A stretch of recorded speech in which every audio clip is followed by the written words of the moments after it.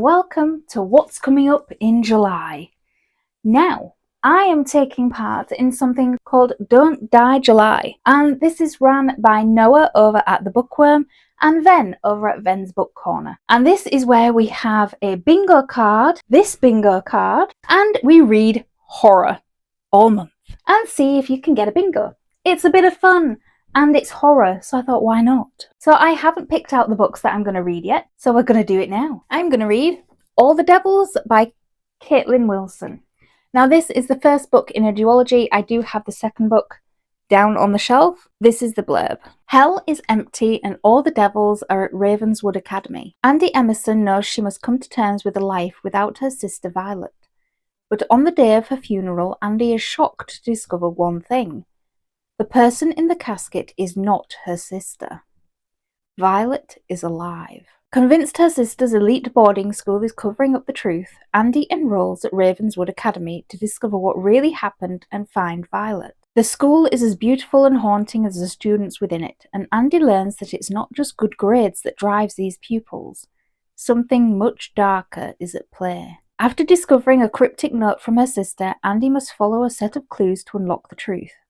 This will bring her into contact with secret societies, ancient magic, demons, and monsters, and a charming senior named Jay Han who has his own reasons for finding out what happened to Violet Emerson. I've been wanting to start this series for ages. This month will be the perfect opportunity. Next up is The Bones of Our House by Christine Follen, and I read her book The Queen is Dead, which is about Lady Macbeth, but this one is a horror. If you haven't heard of this book, let's get into the blurb. There are things that wait in the dark. The century-old farmhouse was meant to be a haven for Anna Paul and her daughters, 17-year-old Nina and 10-year-old Sam.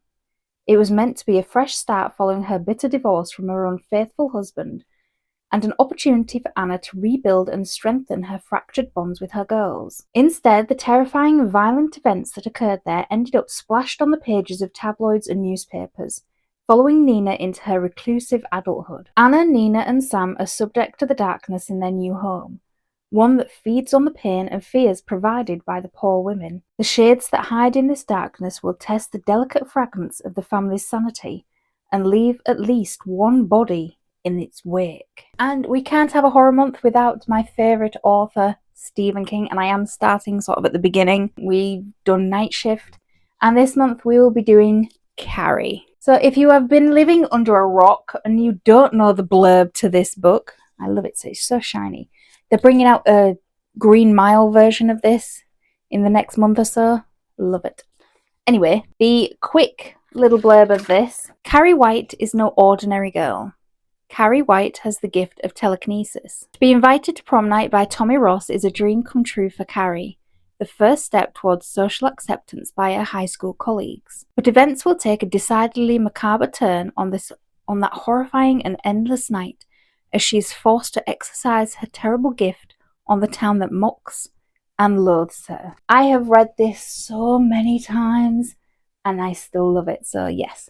But Don't Die July, Carrie's, and it's prom time. Love that for me. I didn't even think of that. But yeah, let's go to prom. So next up we have Japanese Gothic by Kylie Lee Baker. This came in the Evernight box for April, and we had a look at the one that came in May, which was the Owl Crate version. That has since gone on eBay and gone to a new home, but I'm going to see if it is actually worth it. So let's hit the blurb. 2025. Lee can't remember exactly where he hid the body, but he can remember the blood. Hiding out at his father's centuries-old home in Japan, Lee knows something is wrong with him, and he knows it has something to do with his mother's disappearance almost a decade ago. 1877. A female samurai, Sen, stalks the borders of her home to protect her family from slaughter. She's not sure how they'll ever survive, not without her father, who has returned from war a stranger with a different soul behind his eyes. When Lee and Sen find one another through a door between their worlds, they're both looking for answers. But what they find in the creaking old house they share is beyond what either of them could imagine. Perfect for a horror month. I am really interested. The artwork makes it look interesting if you don't count the edges. I don't know, because I read Bat Eater that she wrote last year, and I didn't like it. I think I ended up DNFing it because I couldn't anymore. Hopefully this will go better. We have up Mistress of Lies by Kate N. Enright. This came in one of the Illuminate boxes either last year or the year before. First in a duology, the second book is already on my shelf. I have to read the first one first, and this is a perfect opportunity.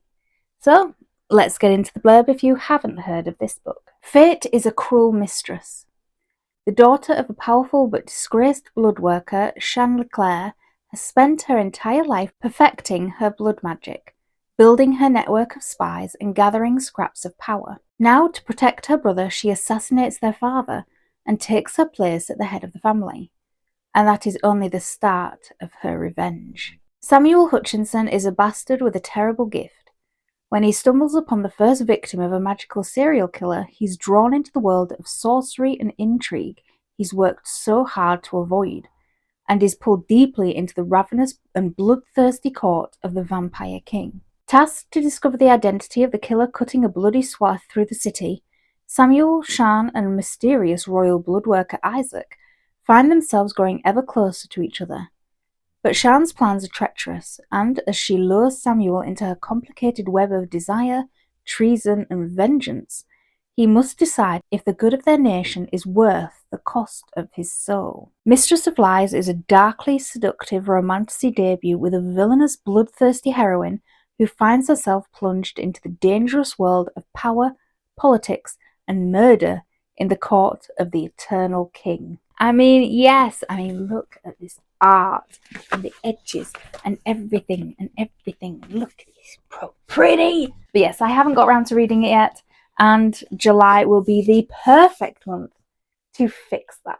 I'm going to add into the mix The Turn of the Screw by Henry James. Classic horror. And there's no blurb on this book, so I will put it here. A very young woman's first job. Governess for two weirdly beautiful, strangely distant, oddly silent children, Miles and Flora, at a forlorn estate. An estate haunted by a beckoning evil. Half-seen figures who glare from dark towers and dusty windows. Silent, foul phantoms who, day by day, night by night, come closer, ever closer.